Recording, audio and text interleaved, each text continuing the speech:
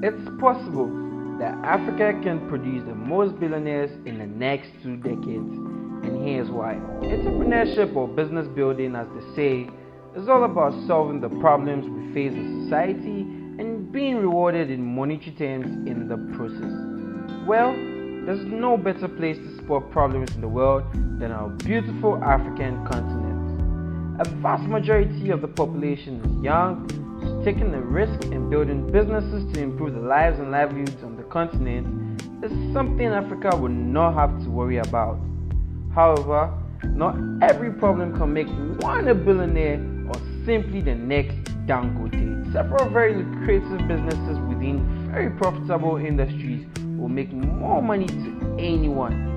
In less than 5 years, some young African startups going into these businesses are already making millions of dollars per year and even raising money outside the continent. This video will give you a well-researched list of the 10 most lucrative businesses you can start now in Africa. If this is your first time watching us, make sure you subscribe and hit the notification button as well. Now let's get started. Number 1. Solar and other renewable energy.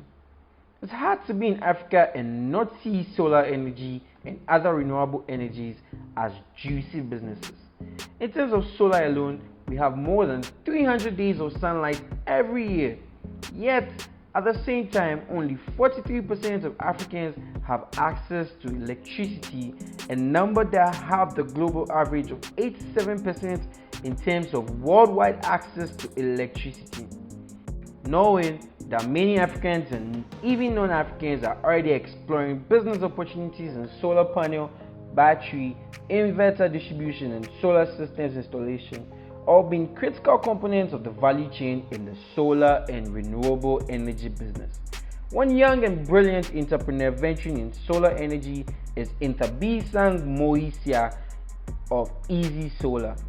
Moisia's company has already been able to provide solar systems to close to 50,000 homes in Africa and is aggressively expanding across the continent. And if you'd like to know more about this brilliant African entrepreneur, check out our video on the 10 most promising young entrepreneurs in Africa. You have an idea of the next Dangote of Africa. Number 2. Waste management. In a continent that is not slowing down population growth, knowing how to deal with the waste created is pivotal and money generating for whoever will venture in there. Based on the World Bank Urban Development Series report, Africa generates about 70 million tons of waste every year. With accelerated urbanization and expanding economies, Africa's waste production will exceed 160 million tons by year 2025. That is more than double the current volume in less than 5 years. Imagine what it will look like in 10 or 20 years to come.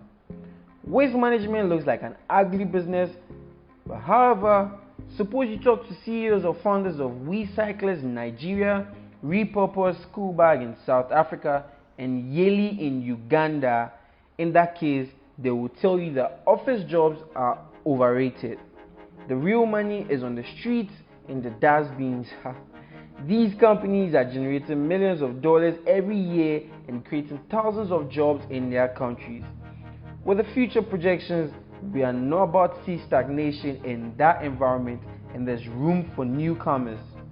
Number 3. Tourism. One good thing after the disaster brought by the global COVID-19 pandemic is realizing that there's beauty at home and in one's country or continent. Since most airports and countries have restricted travels between countries, the best alternative is to do a bit of tourism to de-stress in exploring your country or a neighboring one. So anyone creating a travel, tourism or nature exploration businesses within their country can cash out heavily on its investment. There will never be a better time than this to start this type of business in helping your co-citizens know more about their country and the neighboring ones. Number 4. Value-added farming. It will be very controversial or funny to make a list of businesses you can start in Africa and not include farming. After all, This is Africa. Well, this time we're not going to talk about usual farming, but rather value-added agriculture, which is the word says is all about adding value to the farming process. It is utilizing to its best all possible outcome of the farming operations. The numbers are also much favorable to venture into this business. According to the United Nations, the agribusiness market is considered to be worth $1 trillion by 2030. The African continent has a sizable domestic industry and controls 60% of the world's vacant arable space, plentiful labor capital, and a relatively friendly atmosphere. Despite this, Africa spends more than $30 billion on food imports per year, which means if you can manage to transform and add more value to your products locally, agribusiness and the level of high food imports we have can be significantly changed. Now let's talk about the number of jobs that can come out of $1 trillion industry. Ethiopia, for example, is the world's 5th largest coffee maker, with coffee accounting for nearly 60% of the country's foreign sales and an estimated 15 million people dependent on the industry for a living. Number 5. Crowd farming. This type of farming also deserves a stand on its own for the vast potential it can have not only in agriculture but in the whole society at large. Crowd farming is simply the process of putting resources together, either land, seeds, or more often cash, to farm and grow crops together, which will later on be sold after their harvest. When it's hard for an individual to venture into large-scale farming alone, they can put up a collective group of people who have resources and are interested in tackling that form of farming. One of the young African startups already making big waves with this form of farming is Ghanaian startup Quidx. This company has leveraged on technology to build a web and app interface that can help anyone farm right from their devices by contributing alongside others in terms of funds to grow various highly demanded seeds. With such a business model, we can see many people get into that $1 million milestone collectively and see a more considerable impact on society. Number 6. Healthcare. Health is still a much underserved industry on the African continent.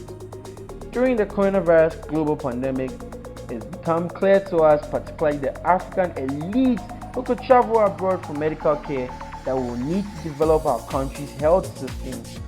Many startups are enthusiastically trying to fulfill this need in their ways. A pharmaceutical laboratory developed the cheapest trial kit for COVID-19 in Senegal, and a team of researchers used 3D printing technologies to make a prototype for the most affordable ventilator. Another company in Ghana used drones to transport blood samples from rural areas to a capital laboratory. According to the IFC, Africa's 21 billion healthcare sector could double in size in a decade. That is a massive encouragement for more businesses to be created in the health sector across the country. Number 7.